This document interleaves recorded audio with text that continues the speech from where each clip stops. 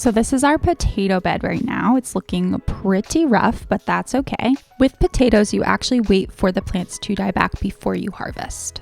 You can harvest from underneath your fresh green plants throughout the season. Those are called new potatoes. They're thin-skinned, they'll be much smaller. They won't store, so you just have to use them fresh. But if you want potatoes to store for a little bit and a bigger harvest, you wait until your plants begin to die back. So even though these plants look rough, it's exactly what we want to be able to harvest. I'm gonna grab a few supplies and let's get started.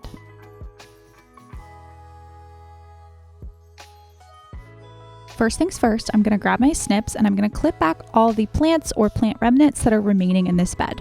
This isn't absolutely necessary. I just find it makes the process a little bit easier if you don't have to deal with this extra plant material when you're digging up potatoes. Just make sure you leave a couple inches of stem above the soil so that you can remember where your plants are when you're then going back and looking for potatoes. This next step is also not essential, it's just kind of a bonus. This is a Broadfork. It's used for aerating and loosening up the soil.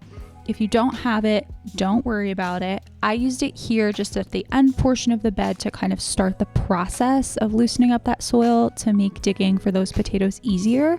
But I did find that after this first section, it was actually more efficient if I just went along and softly dug around with my trowel and with my hands. Now comes the most fun and the messiest part of the process. I'm just getting in here, digging around a little bit, trying to figure out where that mass of potatoes is. If you've never harvested potatoes, they're tubers underneath the ground that come off the roots of the potato plant, and they're typically kind of in a clump or a bunch right underneath the plant. So I'm just fishing around trying to figure out where the edges of those clumps of potatoes are. I'm digging gently with my trowel. You have to be real careful here so that you don't puncture or slice open any potatoes if you're using a shovel or a trowel or here a Broadfork. It just takes a little bit of caution because you don't want to damage those potatoes that you've worked so hard to grow. As you move from plant to plant, you can grab the main stem and pull it out of the ground, and some of those potatoes may stay attached to the plant, which is great. Depending on how dead your plants are when you're harvesting, some or most of the potatoes from that plant may stay in the ground and you have to do further digging to get to those.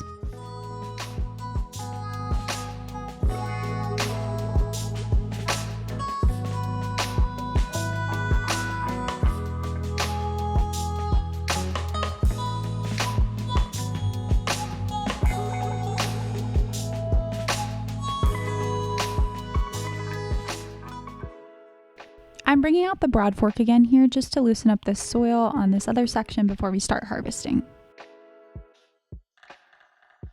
We have about 1.5 4x10 foot beds planted up with potatoes this year. It is a decent amount. It's not like a whole field or anything crazy like that, but it does take a little bit of work.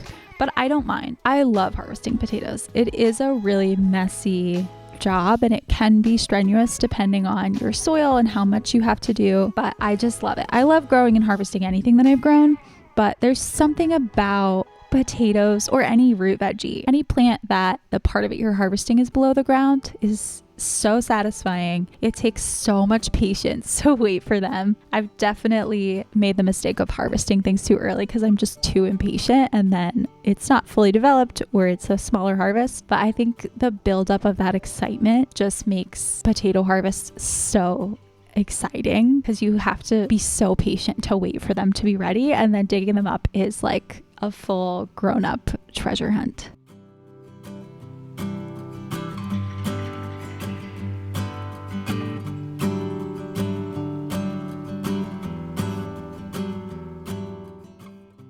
So you'll notice this bed has a lot of green on this end. Those actually are not potatoes. They're other plants that have either crept in from other beds like the squash or that we planted on the edges on that right side. That bushy green plant is all beans. So those will stay after I'm harvesting the potatoes. It's kind of inevitable that every year you miss a couple tiny ones. That's fine. You can be as obsessive about this as you want. I tend to not go crazy. If there's a few tiny tubers that I miss, that's fine.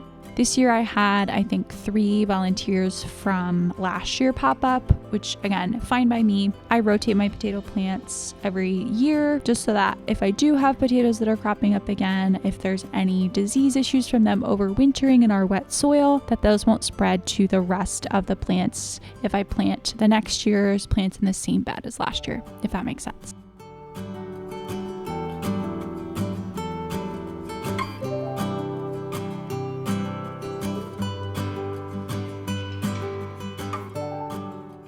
That's it. That's all our potatoes dug. I'm going to drag this container inside and we're going to get it weighed up so I can see how much our harvest was this year. And then I'll show you how we are going to cure these so that they store well.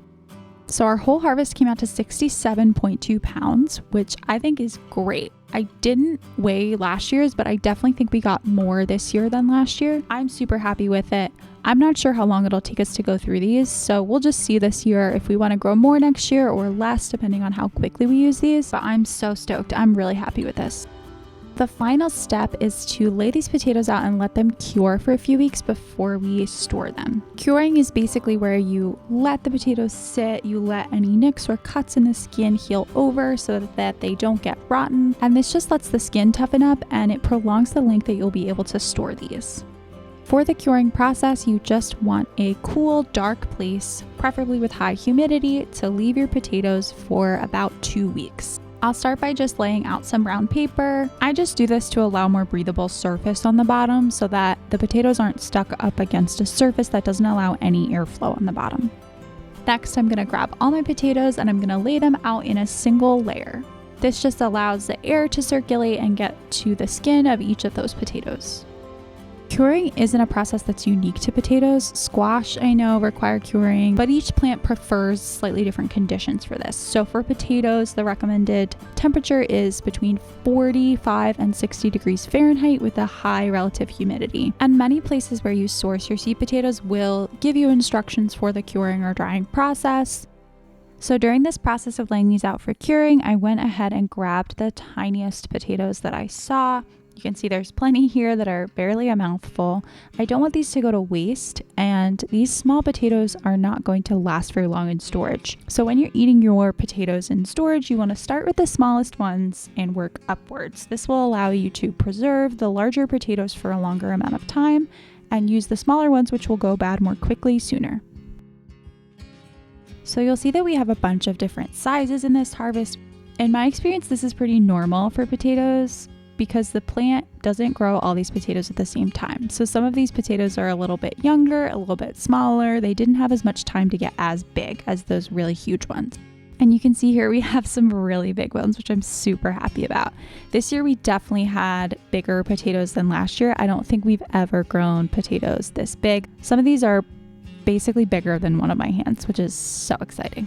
Okay, the last thing that's super important to be aware of is to look out for any green spots on your potatoes. This green coloring happens when there are potatoes that aren't completely covered by the soil. You can see this is probably how the potato was under the ground, and so just the end was poking out. The color itself is just from chlorophyll that forms in response to that sunlight, but it's a helpful indicator because sunlight exposure can also cause a substance called solanine to be formed in nightshades. Solanine is toxic, and you do not want to consume any part of the potato that has turned green. Just a disclaimer, always be careful, always be cautious. Just cut off any green portions. Make sure you have a little bit of a margin. I tend to cut a little more than it looks like I need to just to be safe. Always err on the side of caution. If you see any slight hint of green, just make sure you take that off. And also remember, for the same reason, you don't want to be storing your potatoes in direct sunlight.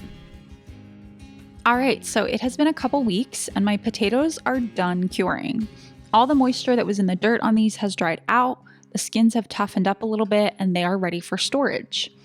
I'm grabbing some containers for storage and lining them with craft paper. As I'm putting these in bins, I'm trying to sort roughly by size.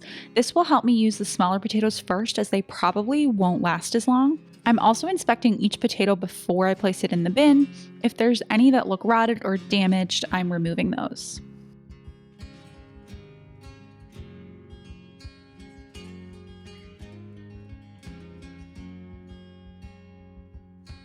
That's our potato harvest all packed up for storage. Thanks for watching, and I hope this inspired you or taught you something new.